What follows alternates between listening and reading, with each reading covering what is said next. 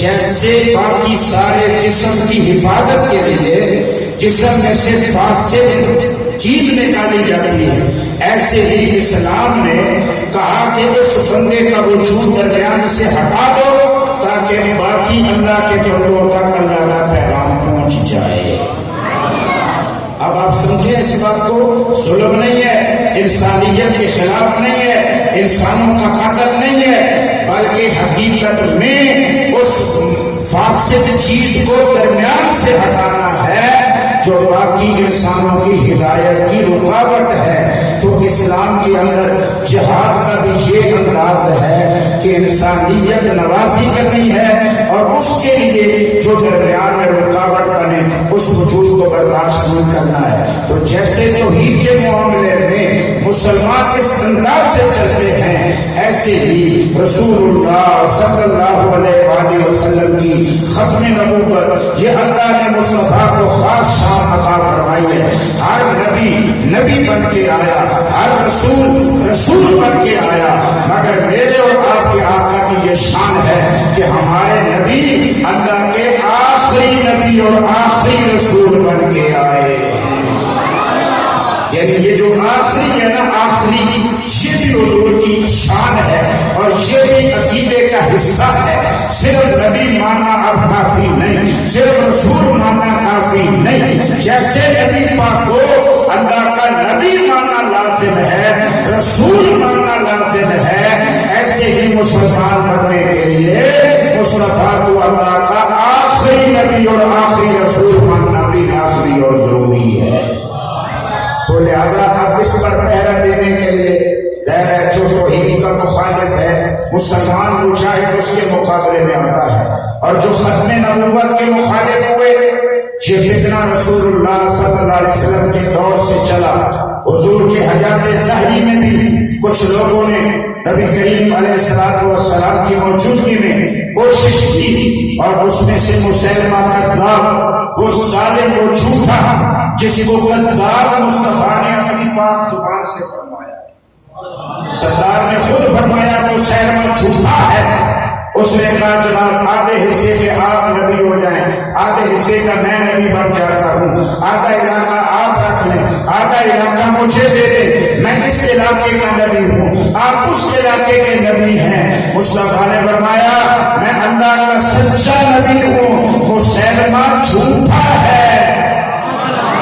مسلمہ کا نبوت سے رسالت سے کوئی تعلق نہیں، اس لیے کہ اللہ نے مجھے آخری نبی رسول بنا کے بھیجا ہے۔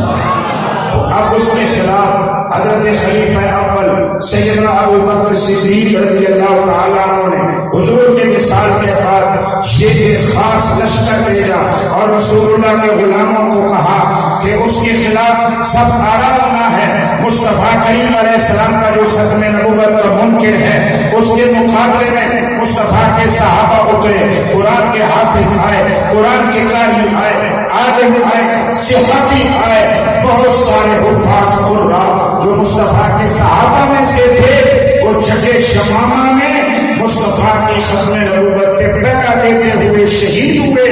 تو ختم نبوت پہ پہرا دینا یہ مصطفیٰ کے صحابہ کی سنت چلی آ رہی ہے۔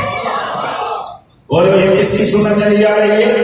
حضور کے سارے بولے حضور کے صحابہ کی سنت چلی آ رہی ہے۔ تو لہذا اب اس سنت مبارکہ کو متواتر 1400 سال سے عالم اسلام نے قائم رکھا ہوا ہے۔ جب بھی کسی متنبی نے، جب بھی کسی جھوٹے نے رسول اللہ صلی اللہ علیہ وسلم کی ختم نبوت کا انکار کیا یا اس کے لیے کوئی بات کی، تو مصطفیٰ والوں نے ہمیشہ میدان میں اتر کے، میدان میں نکل کے ثابت کیا کہ بے شک زمانہ چاہے کتنا ہی آگے کیوں نہ گزر آیا، لیکن ہماری رگوں میں آج بھی ایمان کے وہی شرارے ہیں جو ایمان اللہ نے ابو بکر صدیق کے صدقے سے ہمیں عطا فرمایا ہے۔ تو لہذا میں بات کروں گا، وقت مختصر ہے۔ 1974 میں پاکستانیوں تمہیں اپنے پاکستان کے حوالے سے یاد رکھنا ہے، عالم کا کردار یاد رکھنا ہے، مولوی کی مہربانیاں یاد رکھنی ہے۔ آج ہمیں یہ جو یاد رکھا جاتا ہے کہ فلاں صاحب نے یہ کیا، فلاں صاحب نے یہ کیا، لیکن عالم ہمارے اسلام کے تحفظ میں، دین کے تحفظ میں، اور بالخصوص پاکستان کی سرزمین پر پاکستان میں بسنے والے مسلمانوں کے ایمان بچانے میں کتنا بڑا کردار ہے، یہ آپ کو ہمیشہ اپنے بزرگوں کو سلام عقیدت پیش کرنا چاہیے۔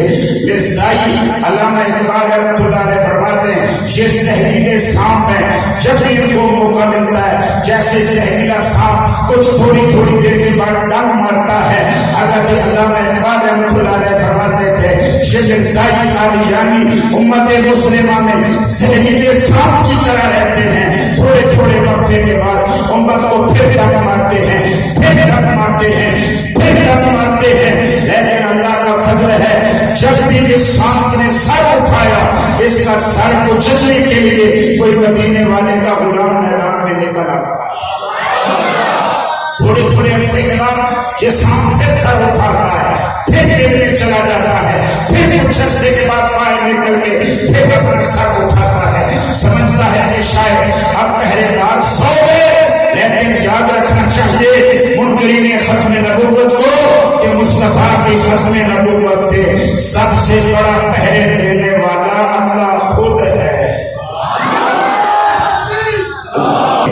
علم والے جو علم والے اور عمل کرتے ہیں وہ اللہ سے سب سے زیادہ ڈرتے ہیں، یہ قرآن شریف کی شہادت ہے۔ اب 1970 میں پاکستان کے اندر الیکشن ہوئے، الیکشن میں اللہ کا فضل ہوا کہ پاکستان کے اندر جب اچھی بنیادوں پر الیکشن ہوئے تو کراچی سے علامہ شاہ احمد نورانی بھی پاکستان کے پارلیمنٹ کے ممبر بنے۔ آپ کے ساتھ خطیب پاکستان علامہ محمد شفیع اوکاڑوی رحمۃ اللہ علیہ آپ بھی پارلیمنٹ کے ممبر بنے۔ آپ کے ساتھ علامہ عبد المصطفیٰ اظہری آپ بھی پاکستان کی پارلیمنٹ کے ممبر بنے۔ علامہ محمد علی رضوی آپ بھی پاکستان کی پارلیمنٹ کے ممبر بنے۔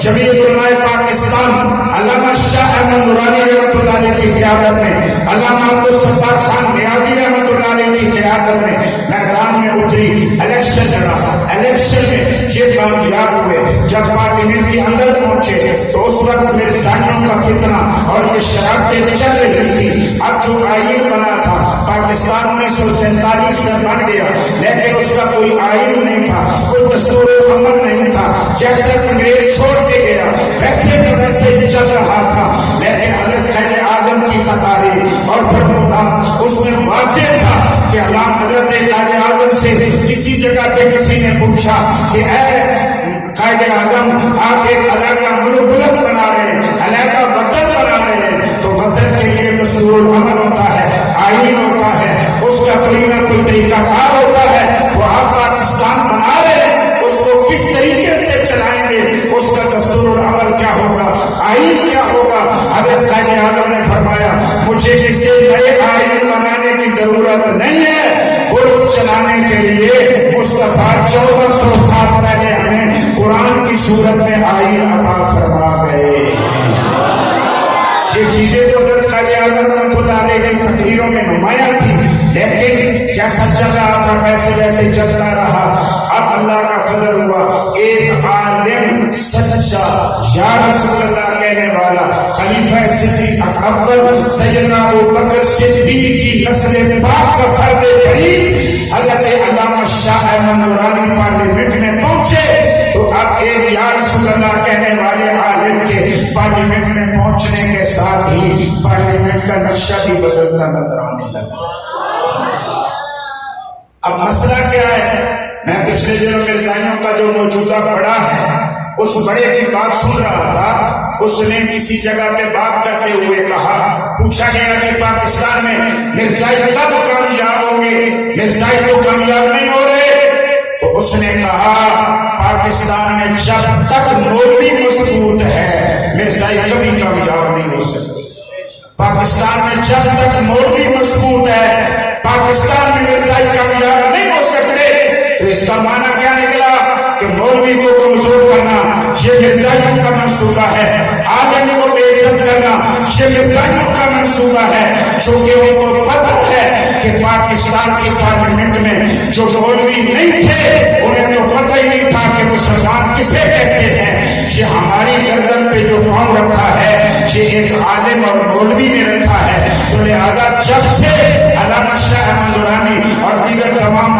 فکر کے مفتی مامون صاحب بھی اس میں شامل موجود ہے، اہل تشیع کی طرف سے بھی نمائندگی موجود ہے. اور مزے کی بات یہ ہے پاکستان کی پارلیمنٹ کے اندر علامہ شاہ احمد نورانی کے ساتھ سارے مکاتب فکر والے بھی کھڑے تھے. اور علامہ شاہ احمد نورانی سے پہلے سن 1900 میں ابھی پاکستان نہیں بنا تھا، حضرت تاجدار اولا سیدنا خواجہ پیر میر علی شاہ صاحب رحمۃ اللہ علیہ جب مرزائیوں کے مقابلے میں نکلے تو آپ کے ساتھ بھی تمام مکاتب فکر کے علماء ساتھ کھڑے نظر آ رہے ہیں. یعنی یہ تمام مکاتب فکر کی شمولیت بھی ہے. میں یہ بات واضح کر رہا ہوں تاکہ ہر بندے کو پتہ رہے کہ ہم اپنی تاریخ کو جھٹلاتے نہیں ہیں، جس کا جتنا حصہ ہے اتنا ہی ہے، لیکن صحرا قیادت کا ہمیشہ شاہ رسول اللہ کہنے والوں کے ساتھ رہا ہے. یعنی قیادت ہمیشہ یا رسول اللہ کہنے والوں نے کی ہے. 1953 میں تحریک ختم نبوت اور اس کے اندر قیادت حضرت علامہ ابوالحسنات قادری رحمۃ اللہ علیہ لاہور والے آپ کر رہے تھے، تو یا رسول اللہ والوں کی قیادت ہے. تاجدار اولا سیدنا خواجہ پیر میر علی شاہ صاحب رحمۃ اللہ علیہ مرزے کے مقابلے میں اترے، ان کی زبانیں میں یا رسول اللہ کا نعرہ لگا رہی تھی. اس کے بعد ایک پورا تسلسل ہے، 123 سال ہو گئے اس فتنہ کو پاکستان ہندوستان کی سرزمین پر، لیکن ہر دور کے عالم نے اپنے حصے کا کردار ادا کیا. اب 1974 کا جو معاملہ ہے میں وہ عرض کرنا چاہتا ہوں. 7 ستمبر 1974 کو یہ فیصلہ پارلیمنٹ کے اندر سنایا گیا، پھر وزیر اعظم نے اعلان کیا، ذوالفقار علی بھٹو کی طرف سے یہ اعلان ہوا. لیکن ایسے ہی اعلان نہیں کیا گیا، پہلے سڑکوں پہ میدانوں میں علماء آئے، طلباء آئے، تاجر آئے، ہر طبقے کے مسلمان آئے. انہوں نے کہا ہر چیز گوارا ہے مگر مصطفیٰ کی ختم نبوت سے غداری گوارا نہیں ہے. اور پھر حالات بنے اور اس کے بعد پھر اللہ کا فضل ہوا کہ اللہ تعالیٰ نے مسلمانوں کو کامیابی عطا فرمائی. جہاں میں اپنے بابو جی کا ذکر کرنا چاہتا ہوں، اولا شریف میں حضرت بابو جی رحمۃ اللہ علیہ کا وصال بھی 1974 میں ہوا اور آپ کا وصال 22 جون کو ہوا. 22 جون آپ کا وصال کا دن ہے. اور اس کے بعد جولائی کا مہینہ گزرا، پھر اگست کا مہینہ گزرا، پھر ستمبر کا مہینہ آیا اور اللہ نے مسلمانوں کو ستمبر کی 7 تاریخ کو یہ کامیابی عطا فرمائی. تحریک ختم نبوت زوروں پر تھی. میرے بابو جی یہ راولپنڈی سی این ایچ ایف کے اندر داخل تھے، یہاں پر آپ کا علاج چل رہا تھا تو آپ سے ملتان کے لوگ ملنے آتے، ساہیوال سے لوگ ملنے آتے، کراچی سے لوگ ملنے آتے اور پورے پاکستان سے بابو جی کی تیمارداری کے لیے آتے اور آ کے پوچھتے حضرت بابو جی آپ کا کیا حال ہے. میرے بابو جی فرماتے تھے تو یہ بتا تیرے علاقے میں تحریک ختم نبوت کا کیا حال ہے. یعنی بستر پر پڑے ہوئے آخری وقت ہے، دنیا سے جانے والے ہیں، اپنی جان کی فکر نہیں ہے، مصطفیٰ کی ختم نبوت کے پہرا دینے والوں کی خبریں لے کے خوش ہو رہے ہیں. وہ کہتے تھے حضور بابو جی اللہ کا فضل ہے، ملتان میں تحریک زوروں پر ہے، کراچی میں بھی زوروں پر ہے، کوئٹہ میں بھی زوروں پر ہے، بلوچستان کا چچا چچا مصطفیٰ کے غلام قائد نکل آئے. اسی طرح سرحد کے اندر بھی مسلمان قائد نکل چکے ہیں اور پورے پاکستان میں ختم نبوت کے پہرا دینے والے میدان میں. اب بات یاد رکھنا، میرے بابو جی رحمۃ اللہ نے اس وقت فرمایا اگر اسی دوران میرا وصال ہو جائے تو میرے وصال ہونے کی وجہ سے ظاہر بات ہے کہ کچھ معاملات تبدیل ہوں گے اور تحریک میں کچھ نہ کچھ تبدیلیاں کا خطرہ ہے. فرمایا جب میں دنیا سے چلا بھی جاؤں تو میری خاطر یہ تحریک نہ روکی جائے، جلسے نہ روکے جائیں، جلوس نہ روکے جائیں، قادیانیوں کے خلاف یہ تحریک تیز کی جائے اور میں اگر دنیا سے چلا بھی جاؤں تو میری میت اٹھا کے مصطفیٰ کی ختم نبوت کے جلوس میں شامل کر لی جائے. آپ بہت ایسا بولے، آپ کو بلند آواز سے سبحان اللہ کہنا چاہیے.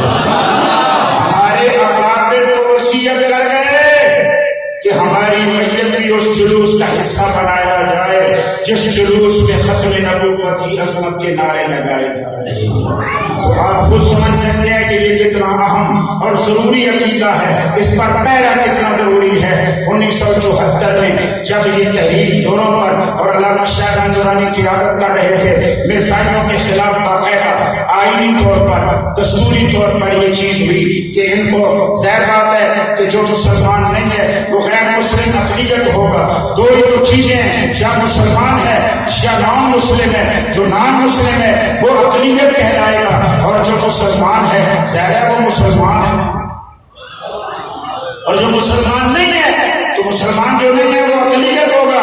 اب مرزائیوں کا مسئلہ یہ تھا، اب تک یہ مسئلہ ہے، نہ وہ اپنے آپ کو اقلیت مانتے ہیں اور نہ قرآن و سنت اور امت ان کو مسلمان مانتے ہیں۔ ظاہر ہے قرآن بھی ان کو مسلمان نہیں مانتا، اللہ بھی اس کو مسلمان نہیں مانتا، رسول اللہ بھی اس کو مسلمان نہیں مانتے۔ جو مصطفیٰ کو اللہ کا آخری نبی نہ مانے، امت بھی ان کو مسلمان نہیں مانتی، مگر وہ ظالم ایسے بہتائی پہ ڈٹے ہیں، کہتے ہیں کہ ہمیں مسلم کے کھاتے میں ہمارا نام لکھا جائے۔ تو مسلمان کہتے ہیں قرآن و سنت کی روح سے، تو مسلمان وہ ہوتا ہے جو مدینے والے کو اللہ کا آخری نبی رسول ماننے والا ہے۔ تو لہذا وہ نہیں مان رہے تھے۔ اللہ نے مسلمانوں کو ایک عالم دین کی قیادت میں پاکستان کی پارلیمنٹ کے اندر تمام سیاسی جماعتوں کے لوگوں کو بھی علامہ شاہ رحمۃ اللہ نے مسئلہ سمجھایا، اور وہ لوگ بھی شامل ہوئے۔ اللہ تعالیٰ نے جس نے بھی ختم نبوت کے لیے اس موقع پہ کام کیا، اللہ اسے جزائے خیر عطا فرمائے۔ آئین پاکستان بنا سن 1973 کا آئین۔ اس آئین کے اندر جو جان ہے اس میں ساری محنت، آپ کو یاد رکھنا ہے، ایک عالم دین، ایک مصطفیٰ کے سچے عاشق، ایک مولوی علامہ شاہ احمد نورانی رحمۃ اللہ علیہ کی محنتیں ہیں۔ علامہ شاہ احمد نورانی رحمۃ اللہ علیہ نے آئین کا حصہ بنایا کہ یہ پاکستان اسلامی جمہوریہ